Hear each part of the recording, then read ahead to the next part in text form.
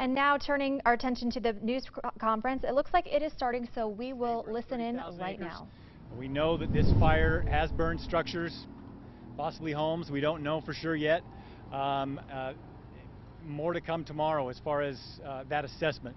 The Sheriff's Office will be coordinating with the fire management team in order to get an aerial assessment and maybe get some preliminary numbers and figures. But if you fear that your home has been taken in this fire, then contact myself after this. We'll get a phone number and a name and a lot number and get you on the list to get notified one way or the other. It was extreme fire behavior today, a lot of wind, a lot of steep terrain, and very thick and heavy fuels. It's hot, it's dry, so every factor that could possibly play against us has played against us with this fire, and the growth and the extreme fire behaviors has shown that. We haven't been able to even put crews on the line. Aircraft have been ineffective, if not dangerous to fly with the winds and the smoke, and the aerial assessments have shown us very little because of all the smoke cover. You told me earlier this morning that you knew this fire was going to grow. Did you expect it to be this big, 5 times the size of what it was this morning? It is a remarkable amount of growth. Yeah, very unexpected to see that now we're looking at approximately 30,000 acres, and that's a fairly conservative estimate too. That's a scary scenario when you're talking about, like, I guess ash or whatever, just dropping into fields that aren't necessarily close to the fire and potentially starting secondary fires, or at least advancing the fire that way. Yeah, we were, our aerial observers were telling us that they were seeing long range spot fires that were going out, as much as a half a mile ahead of the fire. So that's the type of fire spread, fire growth that causes us and prompts us to do these types of evacuations. Not that the flaming front is coming to the homes, but because the spot fires are so numerous and unpredictable. Do you have the resources you need?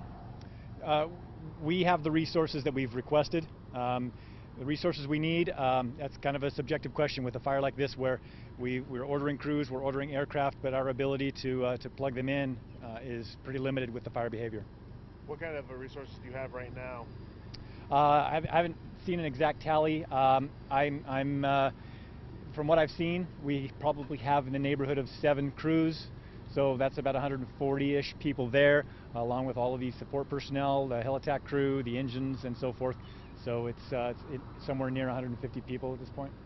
And if you had the Type 2 team that you were hoping to get for tomorrow, if you had them today, would that have made a difference? No, it would not have. Why do you say that? Just because they have a Type 2 label doesn't mean they can get closer to the fire than somebody without that Type 2 label. It feels like the winds have died down a little bit from earlier. Can you just talk about the impact of the wind and what maybe you're expecting going into tomorrow? Yeah, so nighttime we're expecting some good recoveries with cooler temperatures, higher relative humidity, and of course lower winds. Tomorrow there are more winds forecasted. We're looking at forecasted 35-mile-an-hour gusts at the ridge tops, which is about what we saw today. So we're definitely concerned with more of the same type of fire behavior that we'll see tomorrow.